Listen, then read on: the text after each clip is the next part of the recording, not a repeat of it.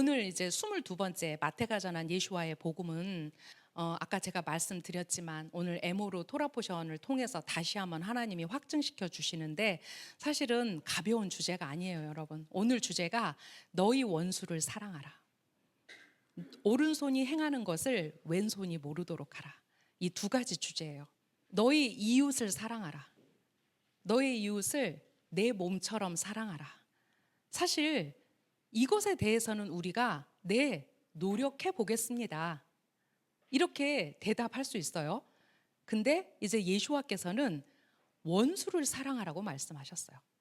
여러분, 원수가 누굴까요? 누가 원수일까요? 맞아요. 원수는 내 가족이 될 수도 있어요. 지금 이스라엘과 하마스의 전쟁, 서로가 원수겠죠. 저 가끔 그 얘기해요. 안중근 의사가 우리 쪽에서 보면 그분은 의로운 사람이지만, 영웅이지만, 그를 적으로 생각하는 사람에게 그는 원수지 의사일 수가 없다. 그렇죠? 오른손이 행하는 것을 왼손이 모르도록 하라. 자, 도대체 이 말은 뭘까요? 예수와께서 이 말을 하셨을 때 어떤 의도를 가지고 지금 제자들에게 이 말씀을 하고 계실까요? 참 쉽게 우리가 읽었고 참 쉽게 생각했지만 제가 말씀을 준비하면 준비할수록 저 자신이 오리무중에 빠지는 거예요. 항상 이 손가락이 이게 아니라 이 나머지 세 손가락이 저를 가리키고 있기 때문에 이 세 손가락이 너나 잘해 이렇게 말하는 것 같아요. 하지만 왜 하나님은 예수와 그 메시아 왕국의 왕을 통해서 당신이 거룩하니 너희도 거룩하라. 당신이 완전하니 너희도 완전하라. 라는 말씀을 하시는 걸까? 근데 오늘 에모르를 통해서 또 그 제가 다 채우지 못한 어떤 나머지 부분들이 채워지는 것 같았어요. 참 감사한 우리 시간인 것 같습니다. 너희 원수를 사랑하라 38번째 주제입니다.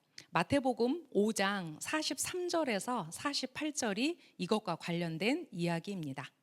너희는 우리 조상이 내 이웃을 서로 사랑하라 그리고 내 원수를 미워하라는 말을 들었다. 그러나 나는 너희의 원수를 사랑하라고 말한다. 너희를 박해하는 자를 위해 기도하라. 그러면 너희는 하늘에 계신 아버지의 자녀들이 될 것이다. 이는 그분께서 자신의 햇빛을 좋은 자에게나 나쁜 자에게나 똑같이 비추시고 비를 의로운 자에게나 불의한 자에게나 똑같이 보내시기 때문이다. 만일 너희가 너희를 사랑하는 자들만 사랑하면 무슨 상을 얻겠느냐? 심지어 세리들도 그렇게 한다. 그리고 너희가 친구들에게만 친절하면 비범한 일을 하고 있다고 말할 수 있겠느냐? 고임도 그렇게 한다. 그러므로 하늘에 계신 너희 아버지께서 완전하신 것처럼 완전하라. 네, 마지막 말씀은 하나님께서 거룩하니 너희도 거룩하라. 사실 이것의 같은 버전이죠. 유대인 신약 성경 주석에 나와 있는 데이비드 에지스턴의 글을 먼저 읽어보면 이렇게 쓰고 있어요. 레위기 19장 18절에서 우리 조상들에게 내 이웃을 내 자신같이 사랑하라고 했다. 비록 시편 139편 21절에서 22절 그 안에서 다윗이 하나님의 원수를 미워한다고 자부하지만 타나크 어디에도 내 원수를 미워하라고 가르치지 않는다. 네, 우리가 타나크 전체를 봐도 타나크 어디에도 내 원수를 미워하라는 명령은 없습니다, 여러분. 그런데 지금 예수와께서 너희가 내 원수를 미워하라고 했어. 그런데 그것이 아니고 내 원수를 사랑하라 이렇게 명령하고 있잖아요. 그런 가르침은 사람이 만든 규칙들을 마치 하나님의 교리인 것처럼 가르치는 사람들의 오해에서 나왔을 것이다. 너희의 원수를 사랑하라는 명령은 원수에 대해 좋은 감정을 가지라는 것이 아니라 원수에게 좋은 일을 해주기 원하고 행하라는 것이다. 자, 이것이 데이비드 H. 스턴의 레퍼런스가 아니에요. 이것은 유대인들의 토라 안에서 실제로 이렇게 이야기하고 있다라는 거예요.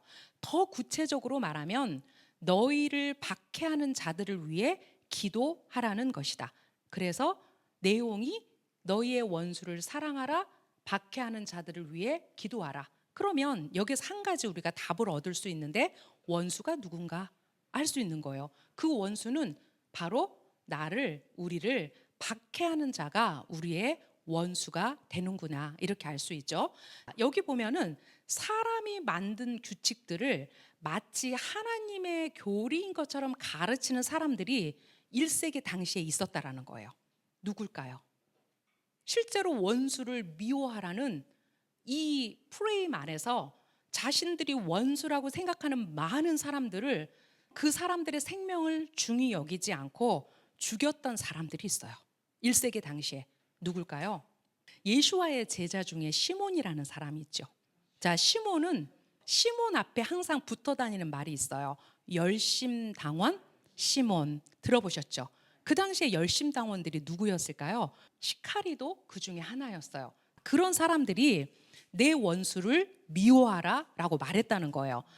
열심당은 제1차 유대 로마 전쟁에서 주도적인 역할을 했다. 이 열심당들이 어느 정도로 주도적인 역할을 했는지에 대한 기록이 유대인의 역사를 보면 아주 자세하게 나와 있어요. 자, 이들은 로마의 통치에 반대하고 로마인과 그리스인을 무차별 공격해서 폭력적으로 근절하려고 했다. 즉, 자기들에게 원수라고 생각하는 이 로마인들과 이 그리스인들을 무차별적으로 공격하고 죽였다. 또 다른 그룹은 유대인 정착촌을 습격하고 그들이 생각할 때 로마와 결탁하고 헬레니즘과 결탁하는 그 사람들을 뭐로 봤냐면 배교자로 봤어요. 또 협력자로 봤어요. 그래서 이 배교자와 협력자들로 간주되는 유대인들을 그냥 살상했어요. 죽였어요. 그래서 그들을 항상 그 소매 안에 칼을 넣어가지고 다니면서 호시탐탐 자기들이 원수, 배교자라고 생각하는 사람들을 그냥 죽였어요. 자, 그것은 하나님의 법, 살인하지 말라는 법에 위배됐죠. 하지만 그들은 그들의 그 어떤 폭력성을 뭐로 정당화했다? 하나님의 교리로 정당화했다라는 거예요. 그래서 원수를 미워하라 이런 것들을 마치 하나님의 교리처럼 정당화했다라는 거죠. 대의를 위해서라면 로마인과 왜 싸우지 못하는 거야? 대의를 위해서라면 왜 내가 그들을 안 죽여야 되는 거야? 오히려 이런 질문을 했다라는 거죠. 그 당시에 이제 이스라엘에는 4개의 종파가 있었다라고 하죠. 우리가 알고 있는 것처럼 바리새파, 사두개파, 에세네파, 그죠? 그리고 제4종파를 바로 이 열심당원으로 봐요. 열심당원들의 그룹들이 어디를 중심으로 모였냐면 갈릴리를 중심으로 모였어요, 여러분. 그러니까 그 갈릴리 사람들의 어떤 호전적인, 그리고 실제로 1세기 당시에 그 로마와의 제1폭동이 일어난 곳이 여러분 항상 갈릴리였어요. 그래서 시몬도 갈릴리 사람이에요. 물론 예수와의 제자들이 대부분 다 갈릴 사람들이지만 이 사람은 가나나 사람이었다라고 이제 우리가 그 기록물에서 찾아볼 수 있는데, 오히려 그들은 무모했다라고 말해요. 왜냐하면 이제 그 성전이 무너지는 상황에서 어떤 일이 있었냐면 사람들이 성전의 문을 로마가 밖에서 닫아버렸어요. 그래서 그 안에서 어떤 일들이 일어났는지 역사는 기록하고 있죠. 먹을 것이 떨어지자 이제 자기의 아이를 삶아 먹었어요. 자기 아이를 구워 먹었어요. 그리고 그 시체를 먹는 일들이 그 안에서 일어났어요.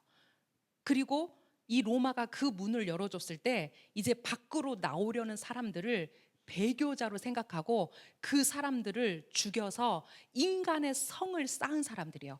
그 예루살렘 성 밖으로 시체를 던져가지고 그 시체의 무덤을 만들었던 사람들이 바로 열심당원들이었어요. 라피 아키바가 어떤 생각을 짜냈어요. 내가 아무리 생각해도 저 열심당원들 때문에 밖으로 나갈 방법이 없어. 그래서 어떻게 했어요? 머리를 짜냈죠. 이제 그 잠깐 소강 상태에 들어갔을 때 베스파니오스를 불러가지고 뭐라고 그래요? 당신이 로마의 황제가 될 겁니다.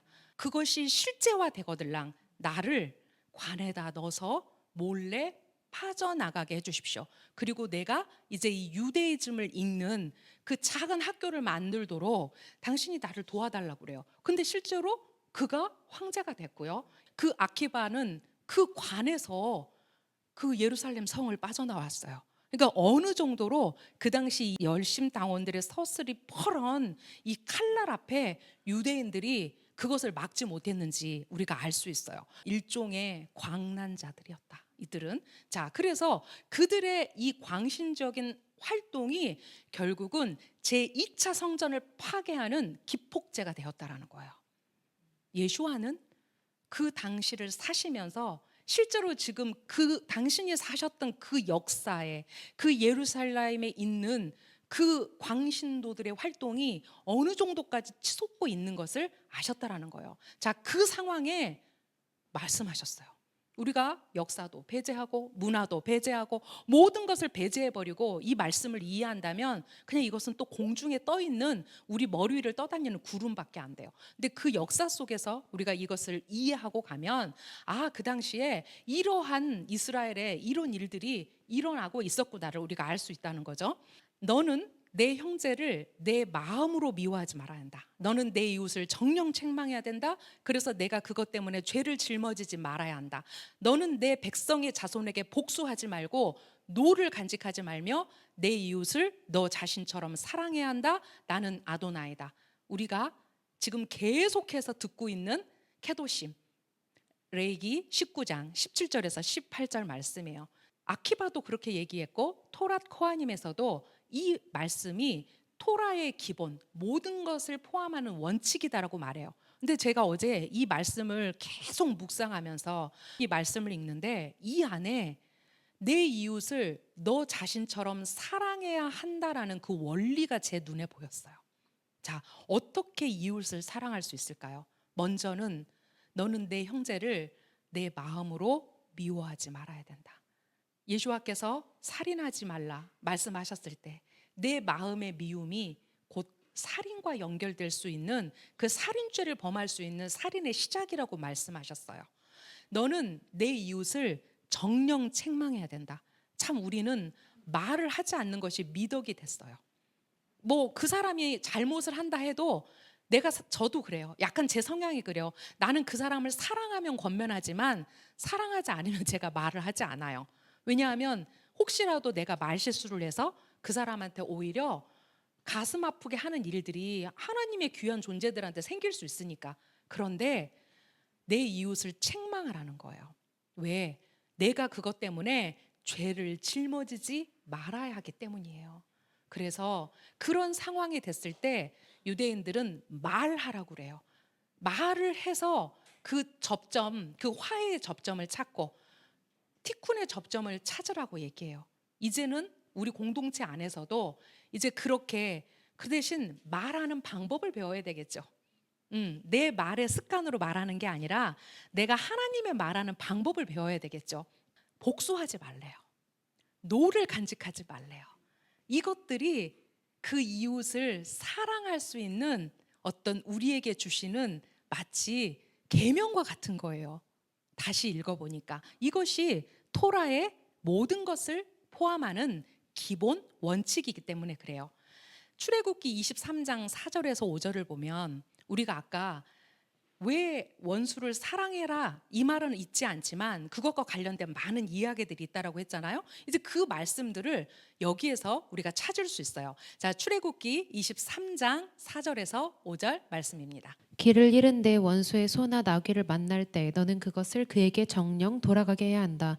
너는 너를 미워하는 자의 나귀가 그의 집 밑에 깔린 것을 볼 때 그 나귀를 내버려 두지 말고 정령 풀어주어야 한다. 네, 탈무드에서 이제 하는 이야기들을 조금 더 구체적으로 얘기하겠지만 친구와 원수가 똑같은 어려운 상황에 있을 때 너를 미워하는 자의 나귀가 그의 집 밑에 깔린 것을 보았을 때 누구를 먼저 구하라고 얘기하냐면 너의 친구가 아니라 내가 미워하는 자, 네가 원수라고 생각하는 자를 먼저 도와라 라고 유대인들은 그렇게 얘기한다는 거예요.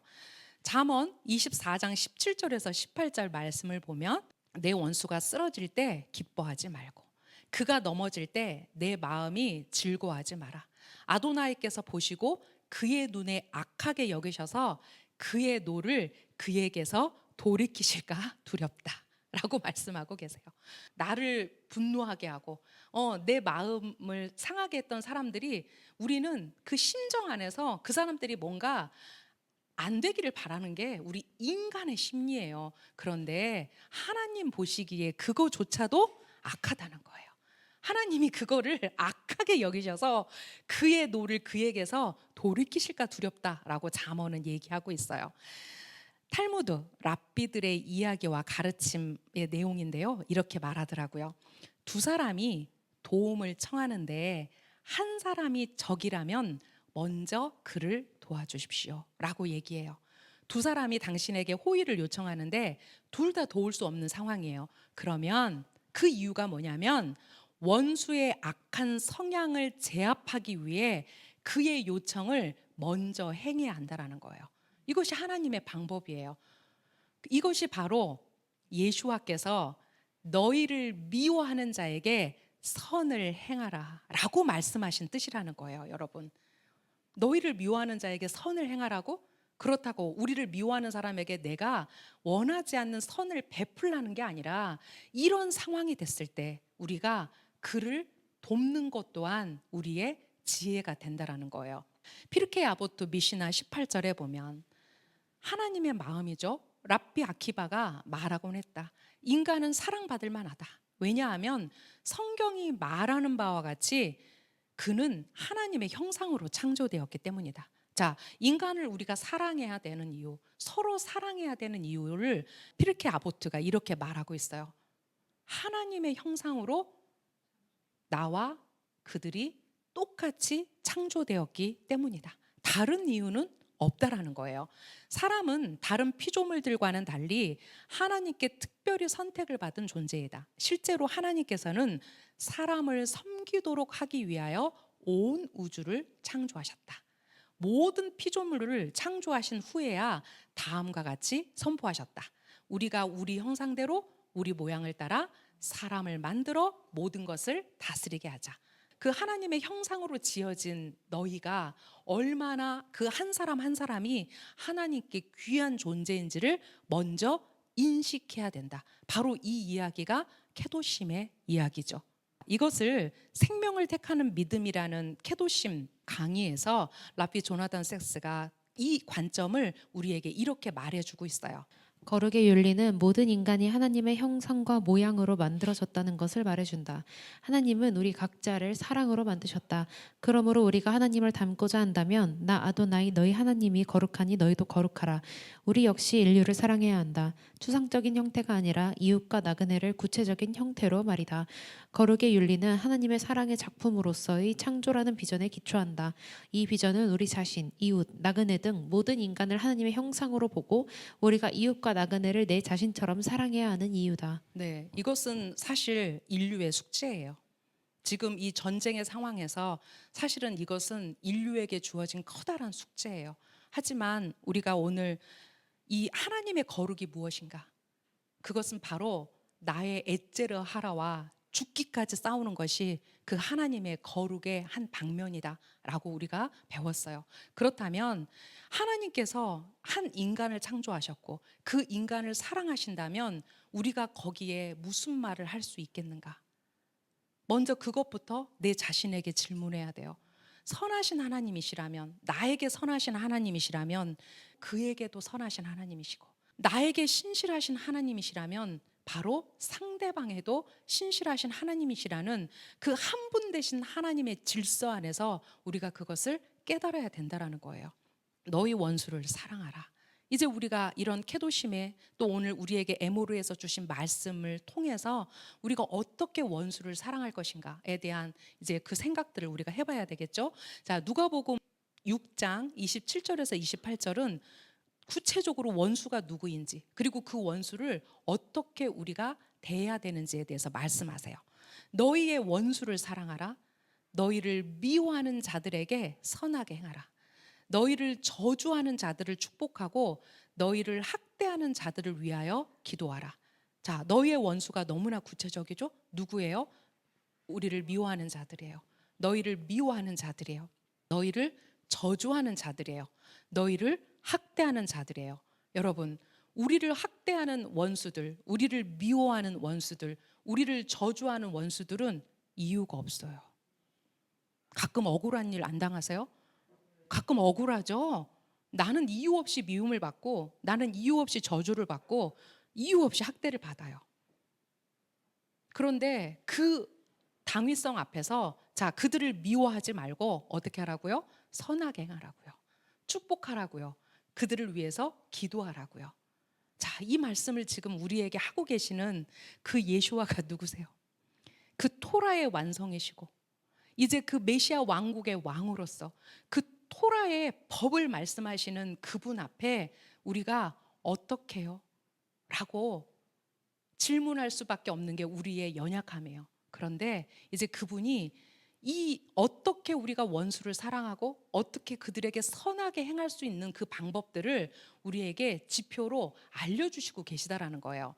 자, 누가복음 6장 31절에서 37절에 그 내용을 우리가 볼 수 있습니다. 우리가 어떻게 원수를 사랑할 수 있지?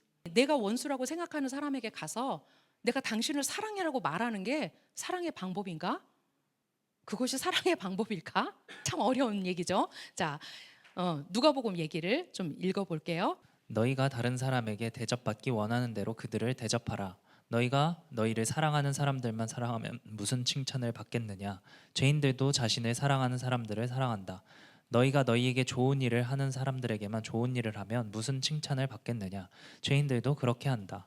그러나 너희는 원수를 사랑하고 선을 행하여라. 그리고 되돌려 받을 기대를 하지 말고 빌려주어라.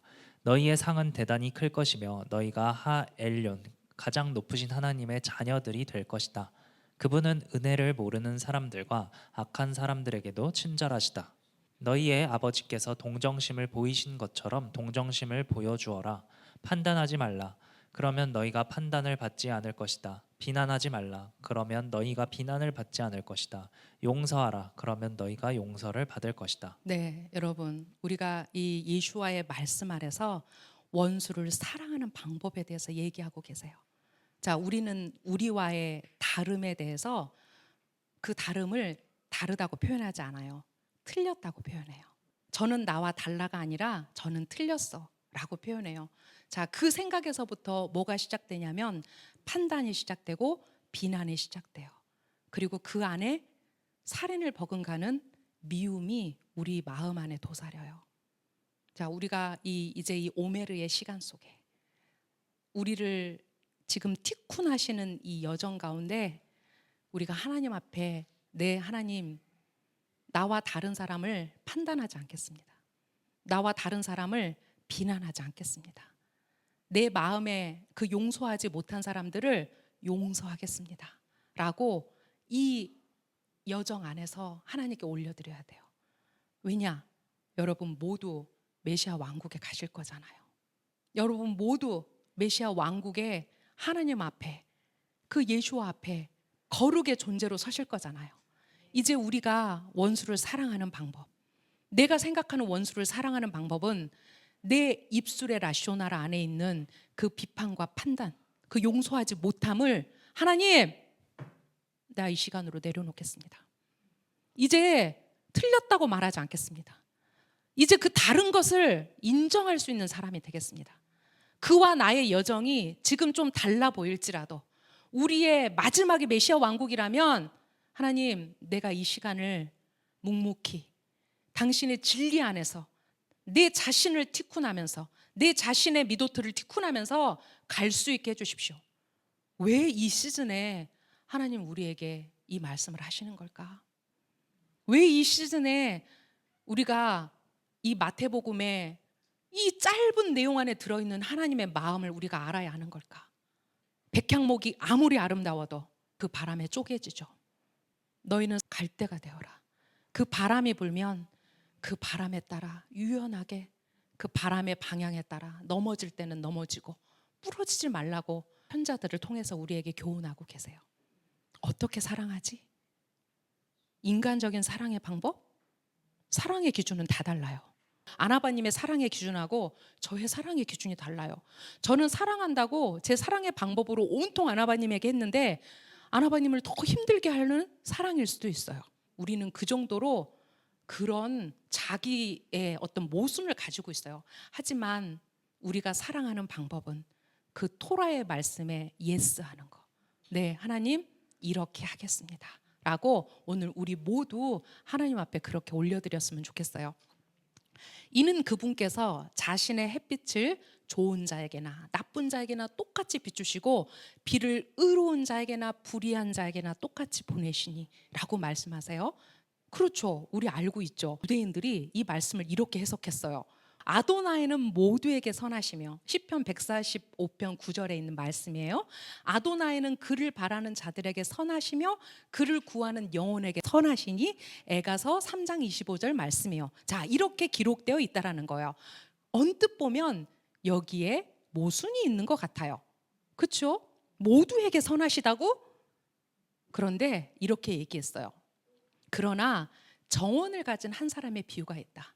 그는 모두에게 물을 주었으나 추수할 때는 좋은 식물만 수확했다. 마찬가지로 거룩하신 분은 온 세상을 선으로 채우시고 선과 악 모두에게 영향을 공급하신다.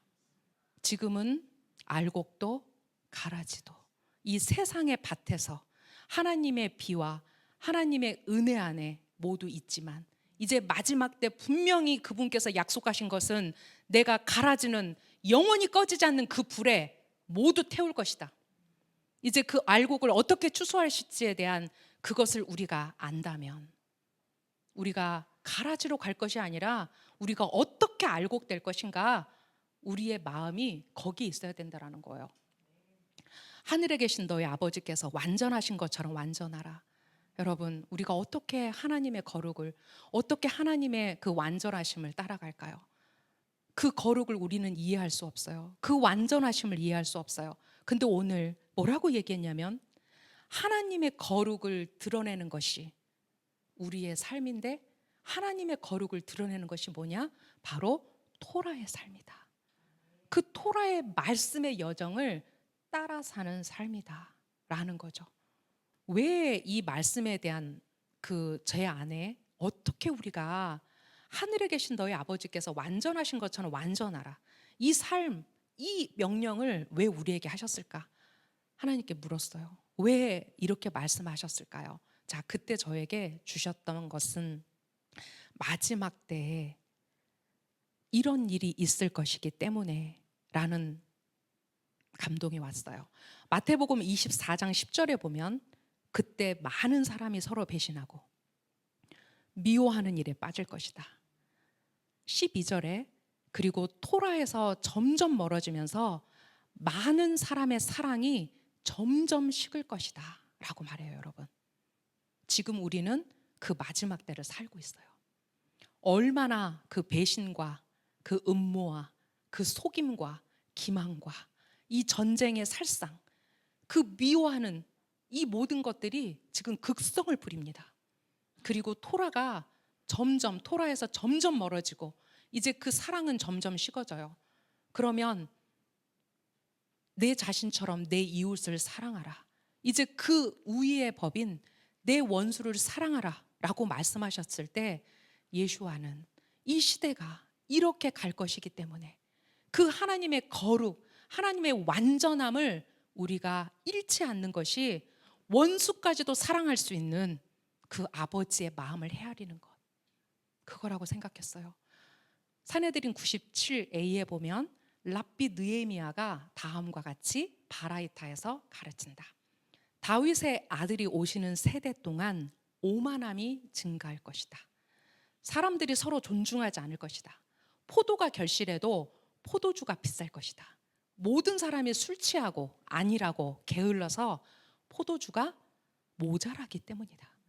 왕국이 이단으로 기울겠지만 그들을 꾸짖을 자가 없을 것이다. 왕국이 이방인들의 종교로 기울겠지만 그들을 꾸짖을 자가 없을 것이다. 여러분, 이것이 이제 그 메시아가 오실 그 길목에 있는 이 시대의 모습입니다. 우리가 어디에 정렬할 것인가? 우리가 이 세상을 조차 이 사랑 없음과 토라에서 멀어짐과 그 미움 안에서 우리가 망할 것인가? 아니면 내 의지를 들여 하나님께 그 당신의 그 메시아 왕국의 법을 쫓겠습니다 라고 말할 것인가? 왜냐?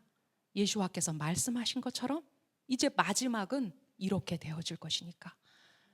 네, 사랑이 식어질 것이니까, 서로 배신할 것이니까, 이제 그 자기의 어린아이들을 자살 폭탄을 매서 그 적에게 들여보내고 그 아이들이 살점이 다 터져 죽는 것을 보면서도 그것이 성전이라고 말하는 지하드의 전쟁을 말하는 그 뻔뻔한 시대에 우리가 살고 있으니까 기가 막힌 일이죠. 우리가 그 시대 안에서 이 시대의 역행을 봐야만이 살 수 있다라는 거예요. 너희는 나를 위하여 거룩해야 하니 이는 나 아도나이가 거룩하기 때문이다. 내가 너희를 내 것이 되게 하려고 그 백성들로부터 구별했다. 네, 우리는 구별된 사람들입니다. 우리는 이 구별된 시간 안에 지금 있습니다. 우리를 구별하셨기 때문에 이 거룩에 우리가 손 들어야 되는 거예요. 인간이 심판의 보좌 앞에 나타날 때 그가 받는 첫 번째 질문은 당신은 하나님을 믿습니까? 가 아니다. 또는 기도하고 의식을 지켰나요? 도 아니다. 당신은 동료 인간을 대하는 모든 일을 명예롭고 충실하게 행하였습니까? 라고 질문을 받게 될 거라는 거예요. 하나님은 네가 나를 얼마나 믿었냐? 네가 얼마나 내 앞에 대단한 일을 했냐? 네가 얼마나 나한테 많은 헌금을 했냐? 그거 중요하지 않으시다는 거예요. 그 모든 일들은 하나님이 우리보다 1000배, 만배, 100배, 억배 더 잘 아실 수 있어요. 하지만 내 앞에 있는 한 사람을 사랑하는 거, 그를 하나님의 마음으로 대하는 거, 이것은 내 몫이기 때문에, 나의 몫이기 때문에 하나님이 우리에게 너는 내가 그 나의 형상으로 만든 그 사람을 어떻게 대했니? 이걸 물어보실 거라는 거예요. 내 원수를 사랑하라. 이 말씀을 준비하는데 비로소 이 말씀이 저한테 이해가 된 거예요. 그래서 제가 함께 읽기를 원해서 여기다 실었어요, 여러분. 네, 우리가 하나님께 하나님 저의 미도트, 저의 그 하나님 보시기에 그 거룩과 너무 멀어진 나의 이 내면 안에 있는 이 모든 것들이 이제 당신의 거룩으로 거룩하여 지기를 하나님 소망합니다. 네, 당신께서 우리의 기도를 들으시고 이제 이 매일매일 오메르 카운트 하는 이 여정 가운데 하나님 나를 고치십시오. 얼마나 감사해요. 우리가 그 오메르를 세는 것만으로 우리의 그것들이 지금 티쿤되어진다라는 이것이 마치 그것처럼 들렸어요. 유대인들이 샤밧을 지키는 게 아니라 샤밧이 유대인을 지킨다. 마치 그 말처럼 저에게 오늘 귀에 와서 꽉 박혔어요. 제가 그랬잖아요. 저도 오메르 엄청 어렵다고. 히브리어 단어 제가 많이 알지 못하기 때문에 그래서 매일 물어봐요. 우리 리오루가 올리면 이건 무슨 뜻이지? 이건 무슨 뜻이지? 그래서 내년에는 오메르 카운트 책을 만들 때 엄청 친절하게 만들려고요. 저 같은 사람을 위해서. 네, 그렇게 계획 중이에요, 여러분. 네, 우리 이제 이 여정 가운데 우리 오늘 들었잖아요. 라그바오메르. 왜 아키바의 24,000명의 제자들이 죽었다고요? 서로 그 하나님의 형상을 인정하지 않았을 때 하나님은 그 라그바오메르 그 한날 24,000명을 죽이셨어요. 우리가 그 역사의 교훈을 통해서 그것을 배웠으면 좋겠습니다. 이제 39번째 오늘 이제 마지막 주제인데요. 오른손이 행하는 것을 왼손이 모르도록 하라. 자, 유대인들은 이것을 어떻게 믿으라시했을까? 우리가 오늘 그것을 배웠으면 좋겠어요. 마태복음 6장 이제 6장으로 넘어갔네요, 드디어. 네, 마태복음 6장 1절에서 네, 4절 이야기입니다. 사람들에게 보이려고 너희의 째다카를 과시하듯 행하지 않도록 주의하라. 만일 너희가 그렇게 하면 하늘에 계신 아버지께 보상을 받지 못한다. 너희가 째다카를 행할 때 위선자들처럼 시나고그나 길거리에서 사람들의 칭찬을 받기 위해 나팔로 알리는 행위를 하지 말라. 내가 진실로 너희에게 말한다. 그들은 이미 자기 보상을 받았다. 네가 째다카를 할 때는 심지어 오른손이 행하는 것을 왼손이 모르도록 하여라. 그러면 너희 째다카가 비밀에 붙여질 것이다. 그리고 내가 비밀리에 행한 일을 아시는 아버지께서 네게 보상하실 것이다. 네, 우리가 평소에 읽었던 말씀이에요. 째다카가 뭘까? 우리가 째다카를 그대로 보면 의라는 뜻이에요. 째덱, 그죠? 의인. 그런데 유대인들은 이 째다카라는 말을 들었을 때 의 이퀄 뭐하고 연결이 되냐면 의를 행하다, 째다카를 행하다, 자선을 베풀다, 자비를 베푸는 행동을 하다라고 바로 연결시킨다라는 거예요. 단순히 의를 행하라? 막연하죠. 그 의를 행하는 것이 무엇이냐? 바로 자선을 베푸는 거고 자비를 베푸는 행동을 하는 것이 째다카라는 말 안에 들어있는 의미라는 거예요. 자, 가난한 사람들에게 주는 행위에 대한 단어인 째다카는 일반적으로 그래서 자선으로 번역되지만 더 정확하게는 뭐라고요? 정의라고요. 근데 이 정의가 뭐라고요? 바로 자선을 베푸는 거라고요. 우리는 하나님께서 우리에게 맡기신 돈을 그분이 원하시는 방식으로 분배함으로써 정의를 행한다라고 그들이 말한다는 거예요. 의를 행하는 방법을 우리에게 오늘 가르쳐 주시는 거예요. 레위기 19장 9절에서 10절에서 하나님은 이미 당신의 케도심 안에서 무엇이 거룩인지를 가르치셨어요. 자, 그것이 바로 페아, 모퉁이법이죠. 네, 레위기 19장 9절에서 10절 말씀입니다. 너희 땅의 수확물을 너희가 거둘 때 너는 내 밥 모퉁이까지 완전히 거두지 말고 내 수확물 중 떨어진 것을 하나까지 줍지 말아야 한다. 내 포도원을 너는 모두 거두지 말고 내 포도원에 떨어진 포도를 너는 줍지 말아야 한다. 가난한 자와 나그네를 위하여 너는 그것들을 내버려 두어야 한다. 나는 너희 하나님 아도나이다. 네, 오늘도 레위기 23장에 똑같은 말이 반복돼요. 그리고 이 아름다운 이야기가 이제 우리가 샤부오트의 메길로트인 그 룻기에서 어떻게 그 룻이 그 보아스의 그 밭에서 당당하게 그 곡식을 줍는지 그 이야기가 실제로 나와 있죠. 네, 하나님은 한 번도 가난한 자에게 그분의 눈을 떼신 적이 없어요. 자, 신명기 15장 7절, 8절 그리고 10절 같은 내용이에요. 자, 한번 읽어볼까요? 내 하나님 아도나이께서 내게 주신 내 땅 곧 내 성문들의 한 곳에 내 형제 중 한 명이 궁핍하다면 너는 내 마음을 딱딱하게 하지 말아야 하며 궁핍한 내 형제에게서 내 손을 움켜쥐지 말아야 한다. 너는 그에게 내 손을 정령 펴야 한다. 그리고 그에게 부족한 그의 부족함을 충분하게 너는 정령 꾸어 주어야 한다. 너는 그에게 정령 주어야 하며 내가 그에게 줄 때 내 마음이 악하지 말아야 한다. 왜냐하면 이 일 때문에 내 하나님 아도나이께서 내 모든 일과 내 손이 수고하는 모든 것에 복 주실 것이기 때문이다. 그리고 신명기 15장 11절에 보니까 참으로 궁핍한 자가 그 땅 안에서 그치지 않을 거래요. 아주 묘하죠.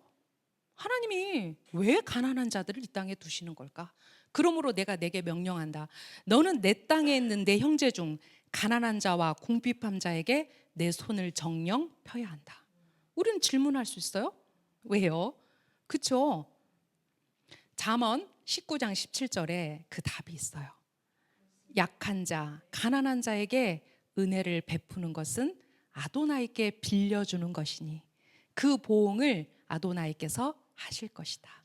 우리가 그 가난한 자에게 그 손을 폈을 때 그것이 누구에게 빌려주는 거냐면 바로 아도나이께 빌려주는 것이니 그것을 누가 갚으시겠다고요? 아도나이께서 갚으실 거라고요. 바바바트라 구비에 이런 이야기가 있어요. 랍비 이츠학은 다음과 같이 말한다. 인애와 자비를 추구하는 자는 생명과 사랑과 명예를 얻는다. 잠언 21장 21절 말씀인데 여기에서 인애와 자비를 추구하는 자가 바로 누굽니까? 째덱이죠. 의인들이죠. 자, 그런데 그들이 생명과 사랑과 명예를 얻는다 이렇게 말하고 있어요. 이 구절은 가난한 사람들에게 항상 베풀고 다른 사람들도 자선을 하도록 이끄는 사람에 대해 거룩하신 분, 송축받으실 분께서 그에게 자선행위를 할 수 있는 돈을 주신다는 사실을 알려주는 역할을 합니다. 그들의 미드라시 얘기예요. 자, 그들에게 생명과 사랑과 명예를 하나님께서 주시는데 뭐 또한 주시냐면 바로 그 손을 펼 가난한 자들에게 주실 돈을 그들에게 주신다라는 거예요. 결국은 우리가 하나님께 빌려드리는 것이 아니라 하나님이 빌려주신 그 돈을 가지고 우리가 하나님의 그 생명과 사랑과 명예를 얻는 거죠. 랍비 메이어는 다음과 같이 말한다. 반대자가 당신을 상대로 논쟁을 벌이며 당신에게 말할 수 있습니다. 당신의 하나님이 가난한 사람들을 사랑한다면 그분께서 그들을 스스로 지원하지 않으시는 이유가 무엇입니까? 아니 왜 굳이 우리를 통해서 하시나요? 이렇게 질문할 수 있죠. 자, 그러한 경우에 그에게 이렇게 말하십시오. 그분은 가난한 사람들을 부양하는 일에서 그분의 대리자로서 행동하라고 우리에게 명령하십니다. 그리하여 그들을 통해 우리가 미츠보트를 이행하는 공로를 인정하고 게헨나의 심판에서 구원을 받게 될 것입니다. 이사야 58장 7절에서 12절, 이 후반부의 내용이 우리를 정말 깜짝 놀라게 할 거예요, 여러분. 금식은 단순히 우리가 패스트, 어떤 음식을 먹지 않는 이 차원을 넘어서서, 자, 하나님께서 택한 금식이 있어요. 그 금식이 뭐냐면 배고픈 자에게 내 빵을 나눠주며 집이 없는 가난한 자들을 집으로 들어오게 하며 벗은 자를 볼 때 그를 덮어주며 내 살붙이로부터 너 자신을 숨기지 않는 것이 아니겠느냐? 예수와의 말씀이죠, 사실은. 그죠? 자, 그들에게 주실 그 복이 저는 이렇게 많은지 몰랐어요. 자, 우리가 한번 그 하나님이 기뻐하는 금식에 참여하면서 그 가난한 자들에게, 손을 펴는 자들에게 하나님이 어떤 약속, 어떤 축복을 하시겠다고 약속했는지 한번 읽어보겠습니다. 그때 내 빛이 새벽처럼 터져나와 내 회복이 빨리 될 것이고 내 의가 내 앞에 걸어가며 아도나이의 영광이 내 뒤를 지켜줄 것이다. 그때 내가 부르면 나 아도나이가 대답할 것이다. 내가 도움을 청할 때 내가 여기 있다라고 말할 것이다. 만일 내가 내 가운데서 멍에 막대를 치우고 손가락질과 재앙의 말을 없애고 배고픈 자에게 너 자신을 쏟아부어 고통받는 자의 목구멍을 만족하게 하면 내 빛이 어둠 속에서 떠올라 내 암흑이 정오처럼 될 것이다. 나 아도나이가 너를 항상 인도하여 바짝 마른 곳에서도 내 목구멍을 만족하게 하며 내 뼈들을 강하게 하리니 너는 물된 정원처럼 물이 끊어지지 않는 샘물처럼 될 것이다. 너에 의해 옛날 황무한 곳들이 다시 지어질 것이며 많은 세대가 지나 파괴된 기초들을 내가 세울 것이다. 그래서 너는 갈라진 틈을 수리하는 자로 주민들의 통로들을 회복하는 자로 불릴 것이다. 네, 여러분, 이 복이 모두 우리의 것이 되기를. 네, 우리에게 주신 그 하나님의 재정들이 그 하나님이 원하시는 곳에 흘러 보낼 수 있는 우리가 그런 자들이 되기를. 그래서 그 복이, 그 하나님께서 약속하신 이 엄청난 복이 우리의 삶 안에서 실현되길, 그것이 우리 베이트오르의 몫이 되기를. 네, 제가 이걸 읽으면서 하나님, 우리가 이렇게 하겠습니다.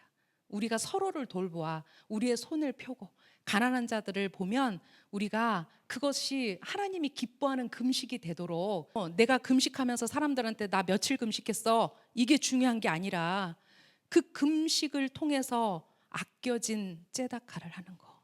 유대인들은 그렇게 말하더라고요. 네, 그래서 우리가 이 복이 모두 우리의 복이 되기를, 잠언의 이 19장 17절 말씀이 실제로 우리의 삶 안에서 실제로 와닿는 말씀이 되기를 소망합니다. 자, 오른손이 행하는 것을 왼손이 모르도록 하라. 왜 유대인 예수와께서는 이 말씀을 하셨을까? 어떻게, 여러분이 아마 다 이해하고 계실 거예요. 이 정도 말씀은 우리가 굳이 미드라시에서 가져오지 않아도, 그래, 이게 예수와께서 지금 무슨 말씀을 하고 있는 거야 라는 정도는 알 수 있어요. 근데 이것을 이제 유대인들의 레퍼런스 안에서 제가 한번 찾아봤고 우리가 알았으면 좋겠어요. 바바바트라 10a에서 b는 굉장히 긴 이야기예요. 근데 이 이야기가 모두 다 째다카와 관련된 이야기를 미드라시로 싣고 있는 이야기입니다. 악인의 보물들은 아무 유익이 없지만 의는 죽음에서 구한다. 재물은 진노의 날에 아무 유익이 없지만 의는 죽음에서 구한다. 잠언 각각 10장 2절, 11장 4절의 말씀입니다.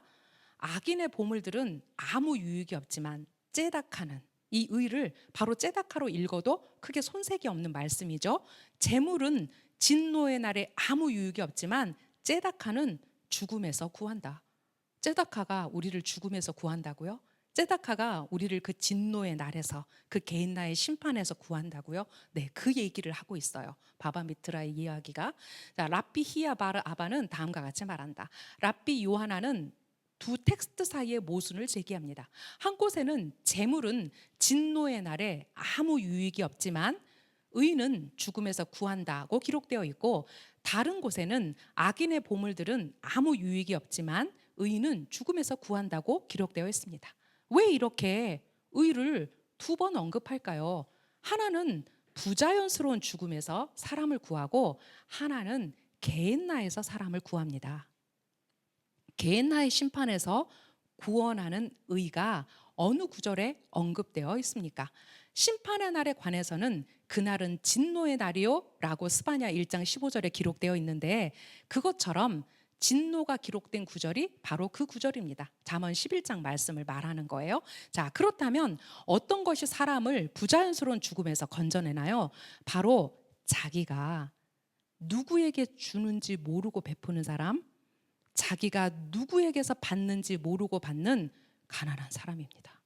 도무지 앞뒤 문맥이 이어지지 않아서 한 번에 이해가 안 돼요. 그런데 이것이 그 깊은 이야기와 함께 뭐가 풀어지냐면 그들이 마르 우쿠바와 랍비 아바의 관행을 이것이 배제하는 것이라고 말하면서 이 관행이 무엇인지를 얘기해요. 자, 이 관행이 무엇이냐면 마르 우쿠바와 랍비 아바의 관행은 이렇습니다.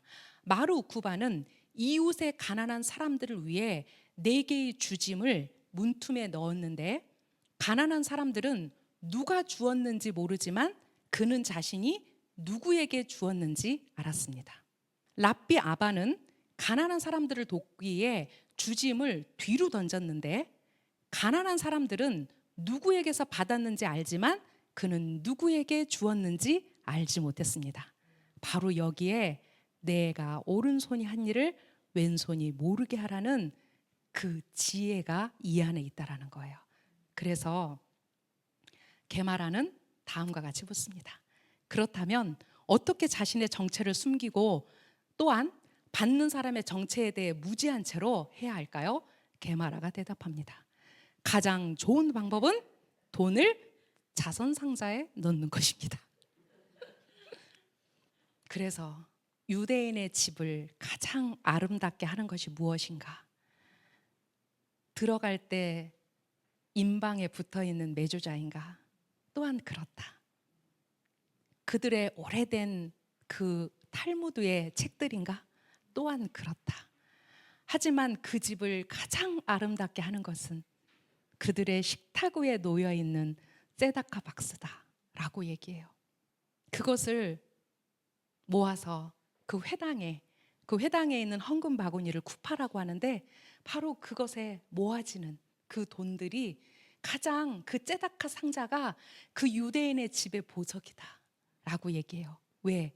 하나님은 그 당신의 말씀을 시작하는 타나크에서부터 그 가난한 자들을 이 땅에 두셔서 그 하나님의 이 모든 마음이 회전되게끔 그것이 위에서 아래로 흐르게끔 그 가난한 자들에게 부자가 손을 움켜쥐지 않고 펴서 도와주게끔 이것이 바로 킹덤의 그 모습을 우리에게 보여주고 계시다라는 거예요.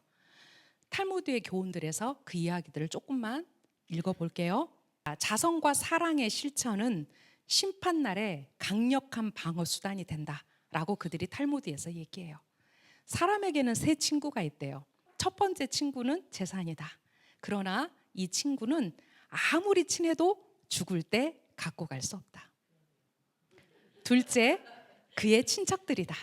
이 친구는 죽을 때 무덤까지는 같이 가준다. 세 번째 친구는 선행이다. 이 친구는 평소에는 눈에 안 보이나 천국까지 동행한다. 우리에게도 세 개의 친구가 있을 수 있어요. 근데 우리가 끝까지 내가 의인입니다 라고 말하는 자격은 하나님 제가 바로 그 째다카를 행하고 있습니다 라는 거예요. 자, 한 가지 선한 일을 행하는 사람은 자기를 위하여 한 사람의 변호인을 얻고 한 가지 죄를 범하는 사람은 자기를 고발하는 사람 한 사람을 얻는다. 회개와 선행은 재난을 막는 방패와 같다. 네, 이것이 바로 탈무드의 교훈입니다, 여러분. 우리가 그 오른손이 하는 일을 왼손이 모르게 하라.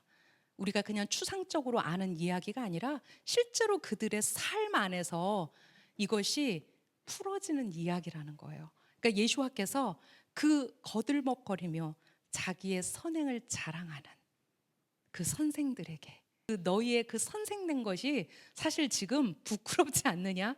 너희가 그 선행을 자랑하는 것은 결국 하늘의 상급이 아니라 이 땅에 쏟아지는 먼지와 같다라고 말씀하시는 거예요. 우리가 지금 이스라엘에게 손을 펴는 것, 하나님이 우리에게 지금 그걸 가르치고 계시잖아요. 우리 그거 아깝지 않잖아요. 그렇죠? 네, 이제 앞으로 더 우리 안에 정말 재정의 기름 부음이 부어져서 하나님의 선한 일에 우리가 동역하기를, 그 선한 일에 우리가 함께하기를, 그 재물을, 그 하나님의 돈이 우리에게 주어져서 이제 그 돈이 선한 영향력을 가지고 세상에 나가 그것이 복음이 되고 구원의 소식이 되는 그 일들이 우리 안에 있었으면 좋겠어요, 여러분. 네, 기도하고 마치겠습니다. 이스라엘 하나님 감사합니다. 하나님, 유대인의 집을, 그들의 집을 가장 아름답게 하는 것이 바로 그들이 수시로 그 가난한 자들을 기억하며 그 동전을 넣는 그 ጼ다카 박스라고, ጼ다카 함이라고 그들이 말합니다. 하나님, 우리에게도 그 ጼ다카 할 수 있는, 우리가 사는 그 집을 가장 아름답게 만들 수 있도록 주님, 이제 우리도 그렇게 행하겠습니다. 그것이 많은 돈이 아니라 하더라도 우리가 이제 그것을 모아서 그것을 가난한 이웃과 또 더 나아가서 이스라엘을 돕는 그 일에 쓸 수 있도록 주님, 우리에게 당신의 복을 허락하여 주십시오. 우리가 굶지 않고, 우리가 가난하지 않고, 우리가 줄 수 있는 사람이 될 수 있도록 주님, 우리를 선하게 인도하신 이스라엘의 하나님을 찬양합니다. 베시엠 예슈아 하마시아. 아멘.